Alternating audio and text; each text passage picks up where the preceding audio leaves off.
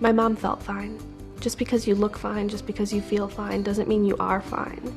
Having blood in the wrong places, especially when you go to the bathroom, it's a huge flag. I didn't know about no colon cancer or to have this test done at a certain age. That colonoscopy could be what saves your life.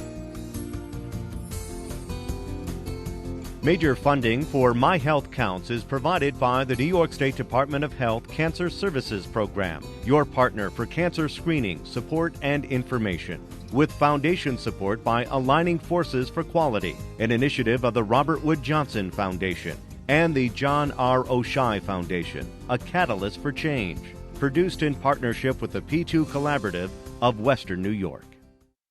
I'm Susan Hunt, and today we're going to talk about a subject nobody likes to discuss: colorectal cancer. It's the second most common cause of cancer-related deaths in the United States, and the third most commonly diagnosed cancer among men and women, but it doesn't have to be.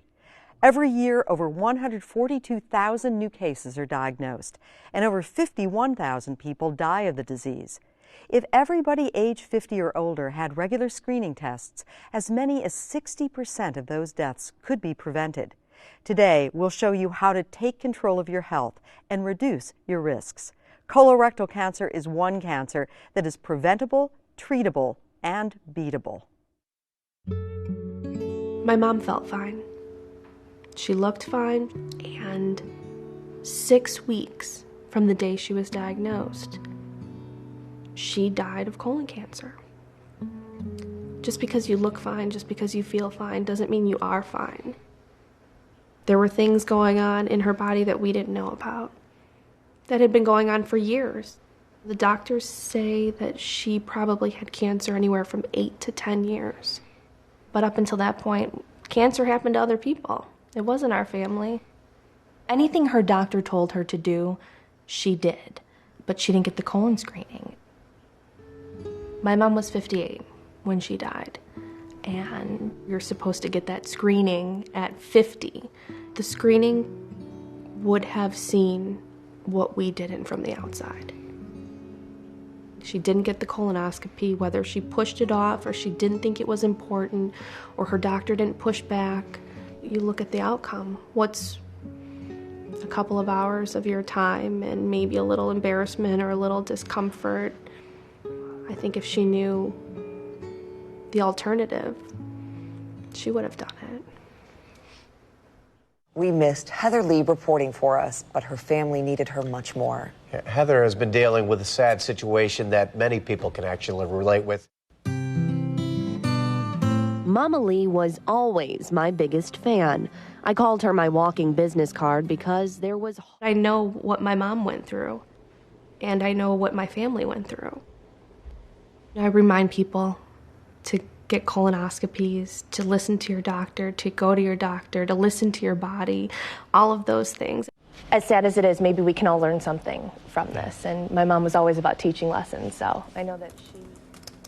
If my blog or any story that I do is a way to bring people in, and if me being on TV is a reason enough for them to pay attention, that's great.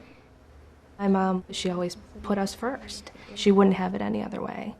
So when you think about her being diagnosed and what could have saved her, you wish that she would have put herself first. Today I'm joined by Dr. Christopher Bartolone with Gastroenterology Associates, as well as Dr. Andrew Bain with Roswell Park Cancer Institute. And these gentlemen have been kind enough to talk about something that nobody likes to talk about, and that's our bowels. So welcome. It's a great subject, an important subject, because colon cancer is preventable, right? Absolutely. I love hearing that. That's amazing. I want to start with some specifics, though. Let's get right into what is colorectal cancer. Colon cancer is an abnormal growth within the lining cells of the large intestine. They typically start out as polyps, which are benign lesions, but as they grow, they can become malignant, and then they can spread throughout the body. Mm-hmm. And you shouldn't be afraid. I mean, a lot of people are discovered to have polyps, right? That's true. Not all polyps are cancerous or precancerous. There are some polyps that are completely benign and that you don't have to worry about. The polyps that we look for when we perform screening are precancerous polyps. If you find those early enough before they're allowed to get bigger, you can remove those and hopefully prevent the development of colon cancer. Mm-hmm. And over the last decade, the death rate has dropped decidedly, hasn't it? It has. There's been studies that have come out recently that have shown that the death rate has definitely decreased from early screening. Who's at risk? Really everyone is at risk for colon cancer, men and women. It's a very common disease. It's thought that almost 1 in 11 people will develop colon cancer throughout their lifetime. That's crazy. That is an incredible number. So it's very important to know your risk factors and certainly to get screened. I want to talk a little bit about risk factors because there are those that you can control and ones you can't. So what are some you can't control? Well, you can't control your age, and Yes. people over the age of 50 are typically the people that we think about it as most at risk for developing polyps or colon cancer. A family history of polyps or colon cancer, especially in first-degree relatives, such as children or siblings, parents. So it is certainly important to know your family history. A personal history of inflammatory bowel disease, such as ulcerative colitis or Crohn's disease. A family history of, there are different types of polyposis syndromes. Is that genetic syndrome? Those are genetic syndromes that will put you at increased risk at a younger age. So it's definitely important to know that. Ethnicity, race, and African Americans are definitely at increased risk for developing polyps and colon cancer, again at a younger age. So we typically start screening African Americans at the age of 45 as opposed to the age of 50. So 50 really is sort of the benchmark, if you will. That's when you really should start to get a serious screening. But there are reasons to be screened when you're younger if you have different risk factors, correct? Right. If you have one of those genetic syndromes, you should be screened earlier. If you are an African American, you may be at an increased risk of developing colon cancer. So new guidelines are suggesting that they be screened at age 45 rather than 50. And again, with the family history of colon cancer or colon polyps, usually the recommendations are to start before 50. There are risk factors that we can control. Let's talk about those. There are, and some of those that contribute to an unhealthy lifestyle also increase your risk for developing colon cancer. So obesity, an unhealthy diet that's high in fat and low in fiber, and smoking as well. This really comes sort of down to genetics, lifestyle, and just plain bad luck. But I guess where I want to take this is that it's very important to have this discussion with your primary physician, isn't it? And to really talk about what your risk factors are and then make a plan to go forward and I assume to get screened. That's correct. I mean, if you're over the age of 50, you should be absolutely having this conversation with your physician.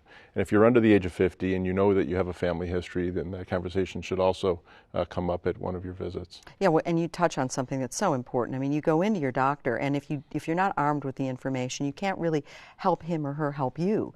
And part of that information is sitting down with your family and having this discussion and asking who in the family, grandma, grandpa, aunt, or uncle, have had any risk factors that you should be aware of, right? That's correct, because the guidelines change if there's a family history, and screening starts at an earlier age.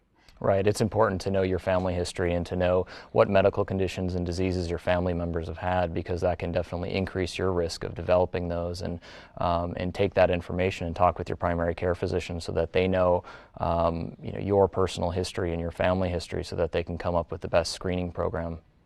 Bottom line, knowing your risks is your first step to prevention. Exactly. Yes. I was 42 years old when they found my cancer. Went to my doctor because I was diagnosed with high blood pressure for a job interview, and medication didn't touch it, and I discussed some other issues. I was having some bowel movement issues with my self at that time, and I talked to the doctor, and he said, let's send you for a colonoscopy. I didn't know anything about colorectal cancer. Absolutely nothing. So when our initial result of our colonoscopy came back that we had cancer, of course, we were blindsided. Dr. Coolilot told me I would have a colostomy. It was frightening. I wanted to know if I would have it the rest of my life. And he couldn't make any promises. If the weather was better, we could be outside doing something. I wanted to make sure that I could be around for my kids. I didn't want to give it a chance to sit there and continue growing inside me. Come December, I will be 3 years cancer-free, but it was not easy. Is this me? My kids know that they will have to have screenings a lot earlier. I called all 3 of my brothers. And I said, guys, I've got cancer. So you guys are going to need to get a colonoscopy. Now, of the 3 boys, only one of them had a polyp that they removed. But all of them went. It'd be great if I could sit there and look at you and tell you, you know what, you've got a cancerous tumor growing. But I can't. That colonoscopy could be what saves your life. Because the last thing on my mind was cancer. Had I not talked to the doctor, it could have been too late. So don't be embarrassed to talk to your doctor and tell him, you know, this isn't right, or just so you know this is going on. Get it checked. We've talked about risks, who's at risk and risk factors. I want to talk about symptoms. And from what I'm told, colon cancer in its early stage often doesn't present any symptoms at all. That's very true. The majority of people may never have a symptom from colon cancer. Well, let's talk about symptoms, though. What are ones that we should be aware of? So a change in a person's bowel habits, diarrhea, constipation, abdominal pain, cramping, blood in the stool, whether it be bright red blood or dark red blood, is not normal and should definitely be checked. Sometimes abdominal bloating and gas may be a sign or a symptom as well. All right, so I've got blood in my stool. I need a test. Let's talk about what tests are out there. And I want to start with one that is pretty well known, and that's just a basic stool sample. Right, so this is a test that's usually administered at home, and the purpose of this test is to detect microscopic amounts of blood in the stool, which the majority of times is something benign and not related to cancer. But if there is microscopic amounts of blood in the stool, that can be a sign of colon cancer and should prompt some additional testing. Now, is that a test that somebody should have like once a year, once every 5 years? Usually the recommendations are in patients over the age of 50, they should have that administered every year. Now, I've heard of a procedure called the sigmoidoscopy, and I'm sure you've performed a number of those. Let's talk about how that procedure works. So sigmoidoscopy looks at the lower third of the large intestine, and what that test involves is basically a tube that has a light and a camera on the end of it being passed into the rectum and passed up the left side of the large intestine. It only looks at the lower 1/3 of the bowel, but 60% of polyps in colon cancers typically develop in the left colon, so that test is a good test. It is a little bit less invasive than a colonoscopy. It typically does not require sedation to do, and that test is recommended every 5 years, assuming the first one is negative. You know, you mentioned the colonoscopy. That's often referred to as the gold standard of testing. Why is that? Well, the colonoscopy looks at the entire large intestine and not just the lower 1/3 of the colon.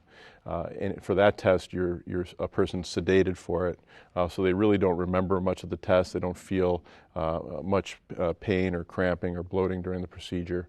But that test allows us to look at the entire large intestine, and if we find any polyps at the time of that procedure, those polyps are typically removed, which is what can prevent a person from developing colon cancer in the future. So during the procedure, and how long does that usually take? A colonoscopy typically takes anywhere from 20 to 30 minutes, typically. And so during the procedure, you're not only able to see the entire colon, but you can snip out any polyps, send them out for testing, and it's done deal. That's correct. Yeah, that's the best part of screening for colon cancer is it's something that can find polyps before they turn into cancer, and if you remove them, you can potentially prevent cancer. How often should someone have a colonoscopy? So in a person who's at average risk and they're over the age of 50, typically it's recommended that a colonoscopy be performed every 10 years. If, however, a polyp or polyps are found at the time of their first colonoscopy, then the procedure may be done more frequently. What's a virtual colonoscopy? So this is a newer technology. It's a CAT scan that's devoted to looking at the colon to try to find polyps and cancers in the colon. It involves the same prep as a colonoscopy, so by doing a virtual colonoscopy, you don't get out of the colon prep. It's still a very important part to clean out the colon prior to the CAT scan. It's a newer technology, so it's not as readily available as the other modalities for screening.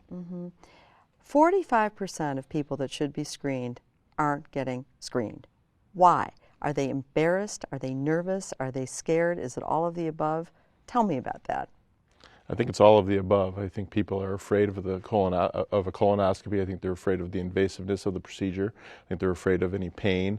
I think people are afraid of the preparation the day before. Well, let's dispel the myth, because I've had one and it was no big deal. But let's talk about it. What goes into it? The preparation typically is the day before the procedure. Typically involves being on a clear liquid diet for that day, and then it requires drinking a solution the night before that will purge the bowel and clean the bowel out. It's not the most pleasant experience, but certainly it is not something that most people can tolerate it quite well, quite honestly. I mean, I've had it, and it is really not. It's not an awful procedure at all. Yeah, I think that's what most people say. They're very worried about it and fearful and embarrassed about the procedure beforehand, but after they undergo it, they're wondering why they made such a big deal out of it beforehand. Again, this is something that you should always be talking with your primary physician and making the right recommendations and kind of partnering together to figure out what those recommendations are and which test is best for you. That's correct. And I heard this stat, and this is pretty amazing. If everyone 50 and over had a test for colon cancer, we could prevent 60% of deaths from this disease from happening. So that's pretty impressive. Absolutely. Yeah, absolutely.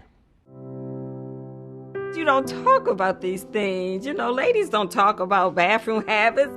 I knew what a colon was, but I didn't know about no colon cancer. To have this test done at a certain age. I was 51 at the time. Just lost my job. Didn't have no insurance. Betty is exactly the type of person that we like to enroll in our program because she could have very easily have fallen through the cracks. She didn't think there were any services out there for her, and once she came to us, we were able to provide her with all the necessary screening tests, breast, cervical, and colorectal. So they sent me something in the mail. You had to send it back with some stew on it. When I first got the results back, really I didn't believe it. I felt fine. I would never have thought anything was going on in my body. I just thought they made a mistake. That's what it was. They made a mistake.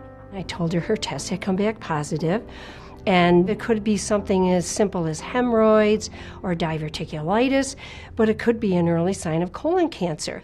And that the next step for her would be a colonoscopy, and we were going to be referring her to a specialist, and then our program would pay for it. Doctors usually scare me, but she was gentle, and she talked to me, and she let me know that they found something that they're not able to remove.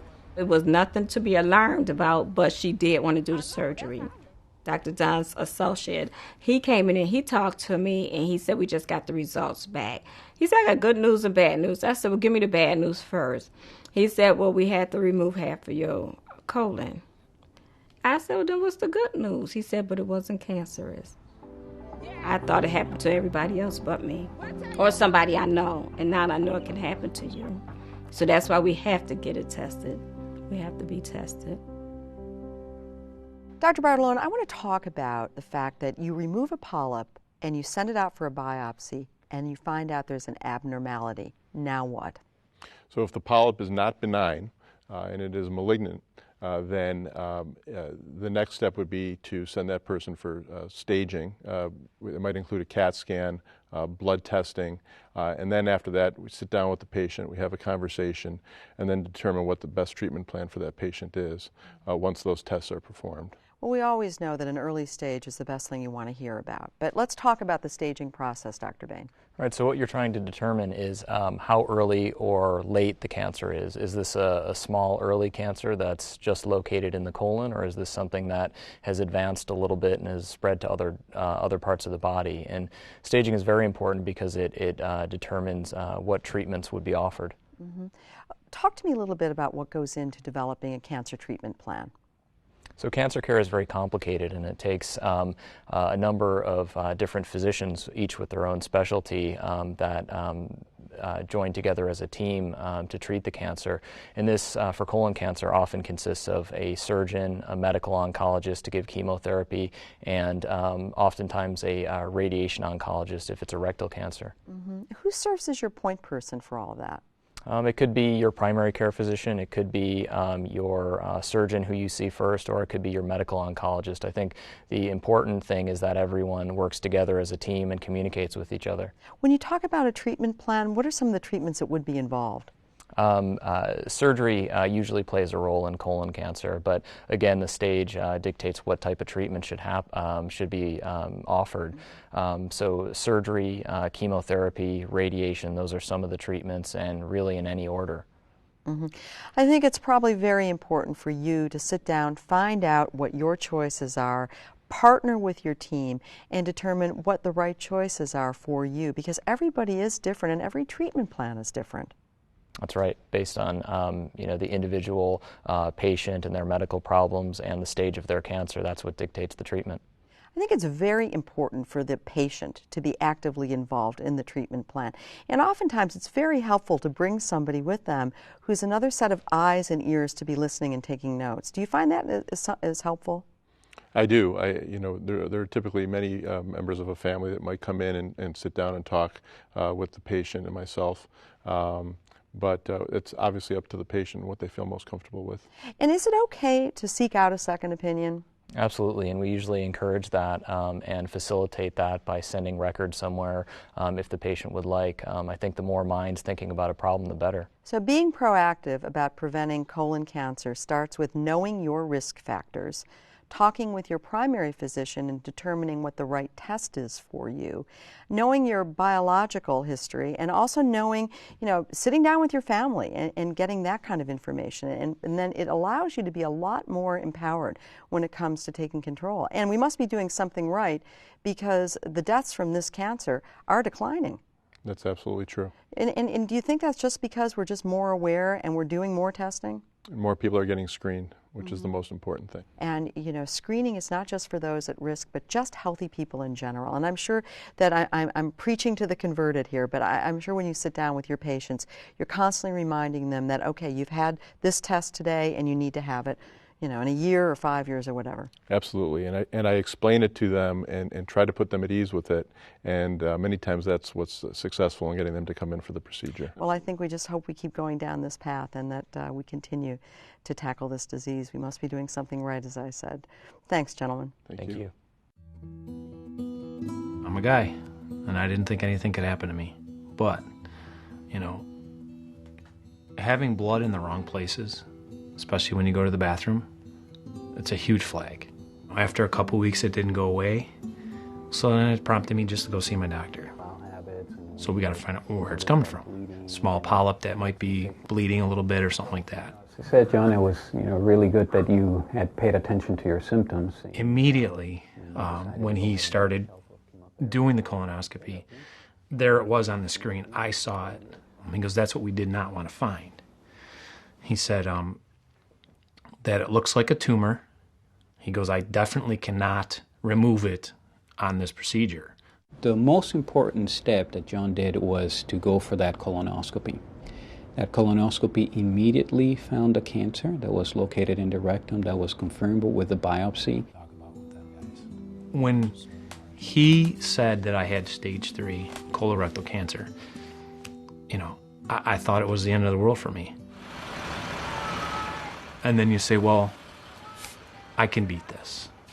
It was go through 6 weeks of chemotherapy in conjunction with 6 weeks of radiation. Then have surgery to remove the tumor and reconstruct the lower colon section. Then go back on chemotherapy for 24 weeks. I am just over 7 years post-surgical and cancer-free. I was diagnosed at 35.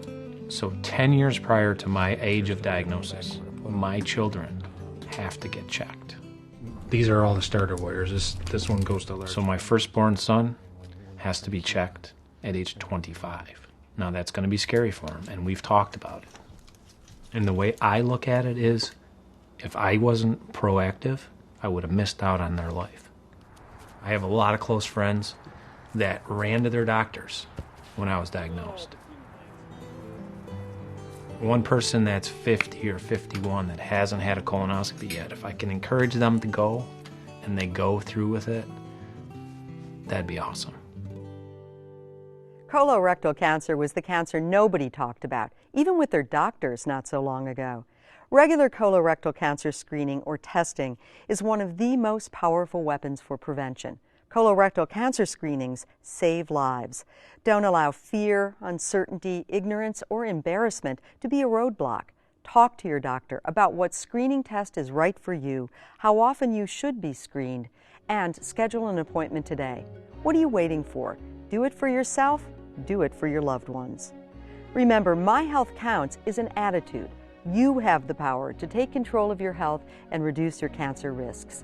Visit our website and learn more. I'm Susan Hunt, and I thank you very much for watching.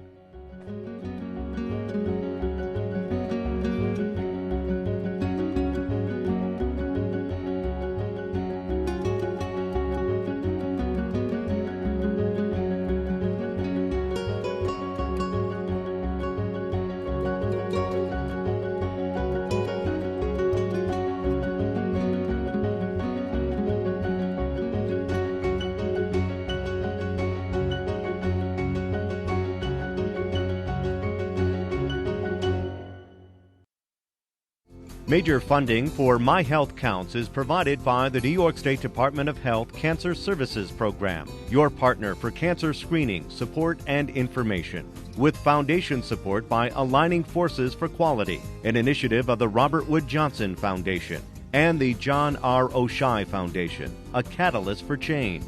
Produced in partnership with the P2 Collaborative of Western New York.